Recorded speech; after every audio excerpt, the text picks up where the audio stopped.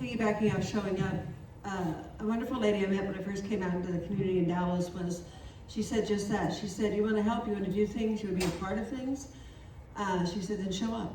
And so I did, and I'd show up and do different things. I had a leather woman come up to me for her group, and she said, hey, I want you to teach a class. And I went, you've never seen me teach a class. She said, I think you'll be good at it. I said, okay. And the next thing I know, I'm teaching a class for her, and then teaching a class for others with my sir, Master Koneko. He and I have run DFW Bound. We ran Bound Rose Society, Darker Paths. And why? Because there was a need.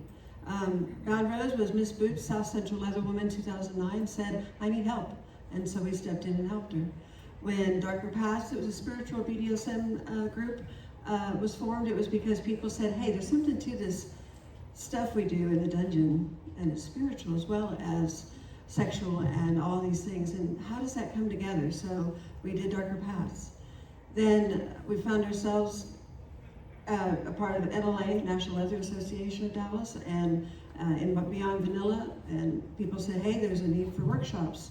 I had 2 people come to me and say, we want to expand beyond the local community for presenters. I said, well, if you give me a little money, I can do that, because I'll need airfare for our presenters. And they said, okay. So then we brought over 50 classes for the first time and did presenters from all around the United States and Canada.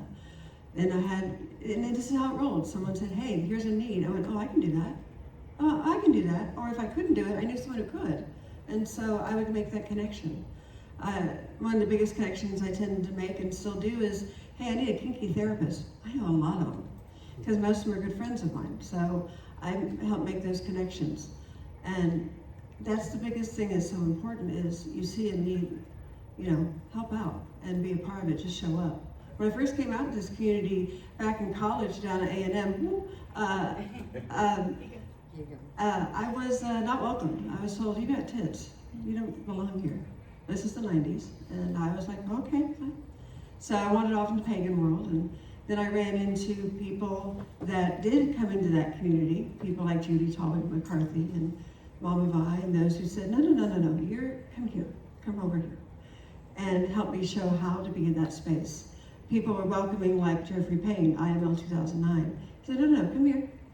And got the opportunity to be welcomed in those places and be welcomed for who I was, and still being able to serve and help and do things. It was a great honor to get to be the officiant for a few leather weddings that have been pretty amazing. And to just be a part of things and being able to help, and that help was accepted. Didn't look, there's lots of things out there I've done, and my name's all on it. I don't care. It got done. It was a need. Right now I'm developing the regional rep training for directors of MAST International. MAST is Master and Slaves Together International.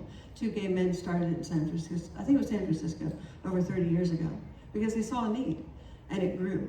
And now we have chapters all over the world. We have a MAST Paris chapter, we have Costa Rica, and I know there's another one down there. Say it again? Barcelona, yeah, Barcelona, Spain. So we had that need, so when I saw I could help, I stood up and helped, because that's what was needed.